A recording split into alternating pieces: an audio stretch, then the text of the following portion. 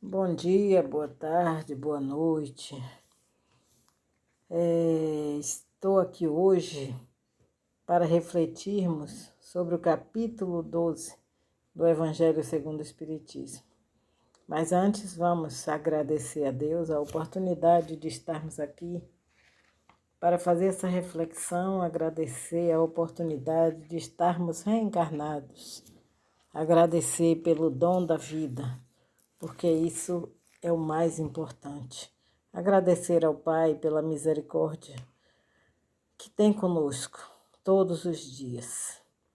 A nossa reflexão hoje é sobre restituir o bem pelo mal. Vamos então começar perguntando: se somente amarmos os que nos amam, que mérito teríamos? Qual o mérito de se fazer o bem? Só aqueles que nos faz o bem. Se o amor ao próximo constitui o princípio da caridade, amar os inimigos é a mais sublime aplicação desse princípio da caridade, porquanto a posse de tal virtude representa uma das maiores vitórias alcançadas contra o egoísmo e o orgulho, que são chagas da humanidade. Existe um equívoco no tocante à palavra amor, e Jesus não pretendeu dizer que cada um de nós tenha para com seu inimigo a ternura que dispensa a um irmão ou amigo. A ternura pressupõe confiança, e não podemos depositar confiança numa pessoa sabendo que ela está lhe querendo mal. Ninguém pode ter para com ela expansões de amizade, sabendo que é capaz de abusar dessa atitude. Entre pessoas que desconfiam umas das outras, não pode haver essa manifestação de simpatia que existe entre os que comungam das mesmas ideias. Bom, enfim, ninguém pode sentir prazer igual estando com um inimigo da mesma forma que está com um amigo, porque estar com um amigo é prazeroso.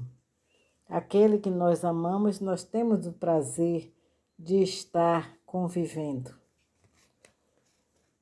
Mas a adversidade na maneira de sentir, nessas duas circunstâncias diferentes, resulta mesmo de uma lei física, que é a da assimilação e da repulsão dos fluidos.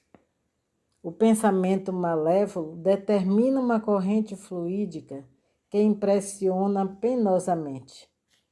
O pensamento benévolo nos envolve num agradável eflúvio. Então, daí a diferença das sensações que se experimenta à aproximação de um amigo ou de um inimigo. Amar os inimigos não pode significar que não se deva estabelecer diferença alguma entre eles e os amigos.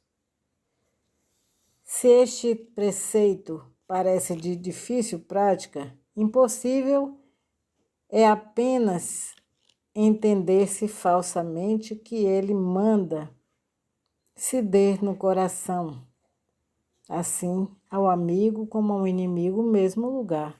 E isso nós não podemos fazer. Uma vez que a pobreza da linguagem humana obriga o que nos sirvamos do mesmo termo para exprimir matizes diversos de um sentimento, a razão cabe estabelecer essas diferenças conforme os casos. Então, amar os inimigos não é ter uma afeição que não está na natureza, visto que o contato de um inimigo nos faz bater o coração de modo muito diverso de quando bate por um amigo. Amar os inimigos não é guardar ódio, nem rancor, nem desejo de vingança. É perdoar-lhes sem pensamento oculto e sem condições o mal que nos causem, a não ser opor nenhum obstáculo à reconciliação com eles, É desejar-lhe o bem e não o mal. É experimentar júbilo em vez de pesar, com o bem que lhes advenha. É socorrê-los em se apresentando a ocasião. É abster-se, quer por palavras, quer por atos, de tudo que os possa prejudicar.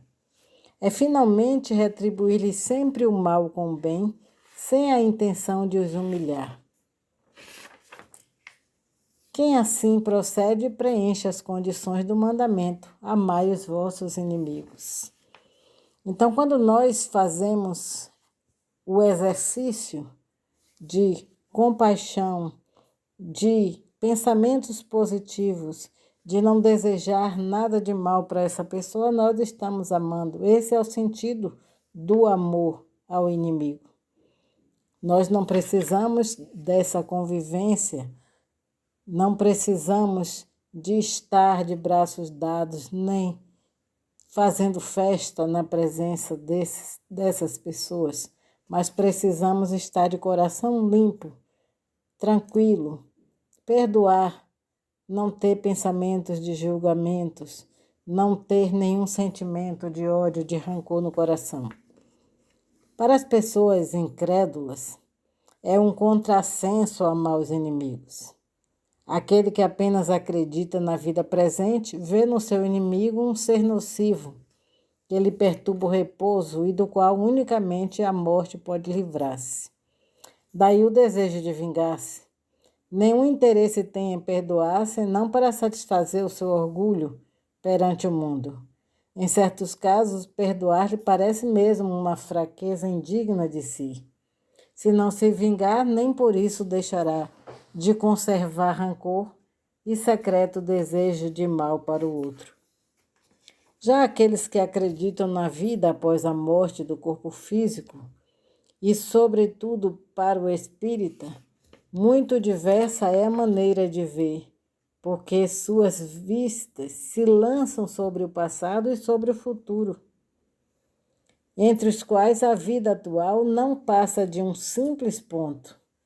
Sabe ele que pela mesma destinação da terra deve esperar topar aí com homens maus e perversos, que as maldades com que se defronta fazem parte das provas que eles cumprem suportar, e o elevado ponto de vista em que se coloca lhe torna menos amargas as adversidades, quer advenham dos homens, quer das coisas.